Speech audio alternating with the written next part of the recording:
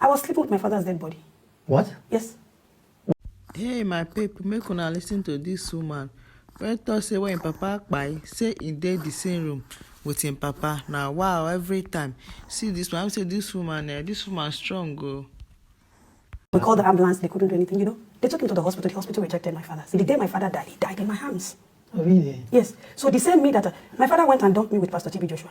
At some point, my father packed me. He didn't bother about education. Right. My father packed me. Where did you found it? Coming from a very wealthy, rich home, my father had everything money could buy. But there was one thing money could not buy. I was completely a paralyzed child.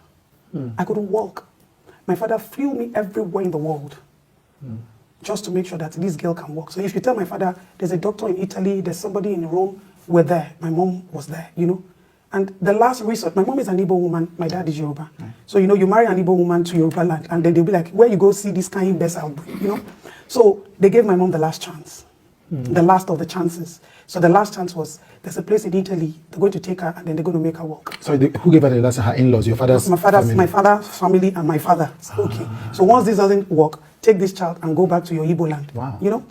So they went to Italy, they took me to Italy.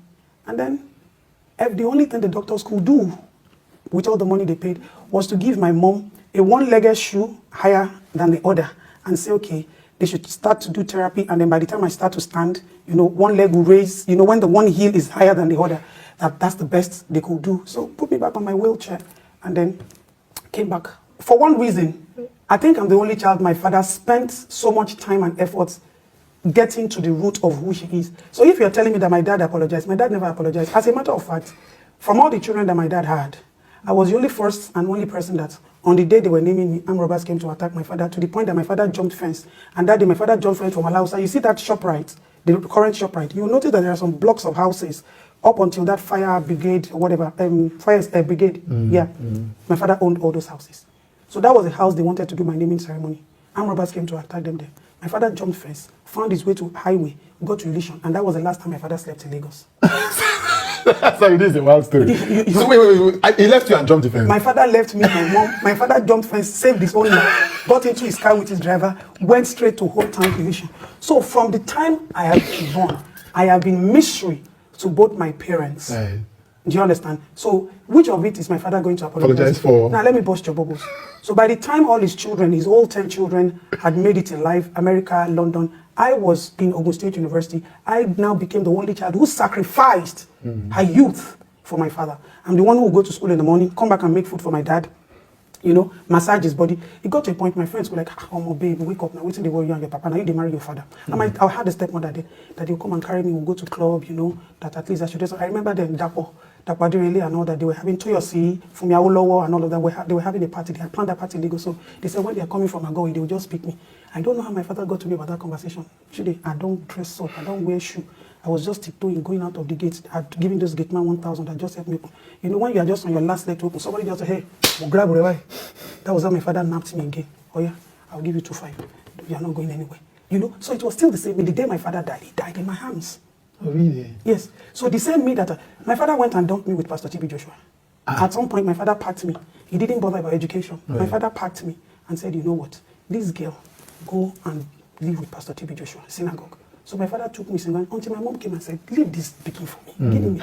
Sending you to TB Joshua, did he think he was doing a good thing for you? My dad thought he was helping me to build my spiritual life. Because when my dad was alive, he belonged to, you know, those days, the rich people, he must belong to something, whether it is Ogboni or one calls. So which one did he belong to? So he was a lodge member, all these Ogboni things, because even when he died, that was another drama for another. That was the first time, as a young girl, I stood tall for my father. I said, anybody they dare. I was sleeping with my father's dead body. What? Yes. Why? They took him to the hospital. When my dad died, he died in my hands. Yes, you said something. We called the ambulance, they couldn't do anything, you know. They took him to the hospital rejected my father. Said, this man, in this hospital, you want them to come and bombard this hospital, it's not possible. Because of his lodge membership? Because his lodge membership and his popularity. Right. All their caribous, all the obas, they happy, say, hey, grand patron, don't buy, you know. So they had to take my father's body. They were looking for where to take him. I said, bring my father's body home. So we took my father's body, and then we put him in the bedroom. And then when family members said that Latayo was there, they started to come, where is the key of the house? Where is this? Where is that? I didn't even answer. I just took one fake key. I just gave it to them. So my father's body was there. Every night I go to sleep with him. Sorry. So he had died at this time. My father had died, so no mortuary could keep my dad. Yes. No hospital could keep So you had to come back The only home. thing was we brought him Right. home. So the Methodist people came because my father is also a Methodist member Right. by birth, you know. So the Methodist people came, they prayed for us and all that. And we also didn't tell them that his body was in the house. Right. They didn't know his body was in the Why? house. Why didn't you tell them? Because at that point, nobody trusted anybody. They won't trust them that We what's going didn't to know the happen. gravity of what my father had put himself Oh, into. right. So you don't know whether someone's going to try and steal the body or no, something. it wasn't as if whether they had started showing up.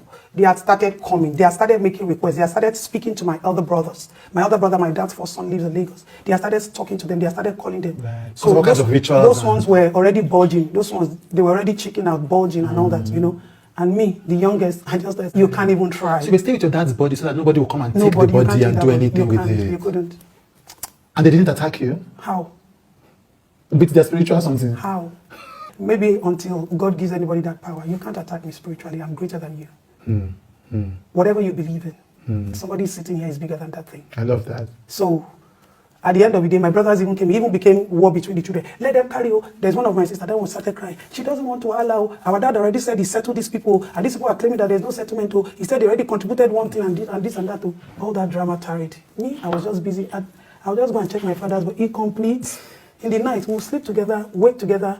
And let me even shock you. My stepmom at that time, that one even wanted to enter the room. To do what? As usual now. You know, once it's polygamy, everybody wants to grab whatever is grabbable and do whatever is doable. So she was trying to take things from inside the room. So she before- entered and then Right. she only to realize that dead body and the daughter.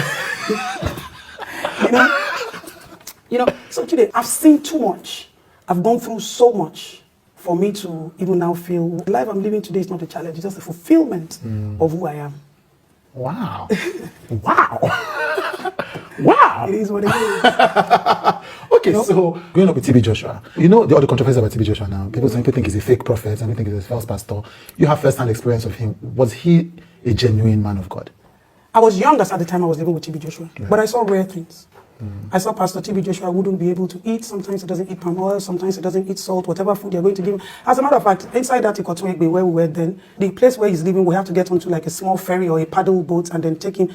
Pastor TB Joshua didn't have a bed. He didn't have AC. He didn't have TV. It's just like a room that was combined with wood. Right. You know, just like, you know, these houses on the water. Right, you know, right. Like Like when you put the planks yes, together. yes. That's where, and then a mattress. That's where. Why? That's the life he was living as at the time I was there, you know. And then if he wants to come to the church, they bring him to the church.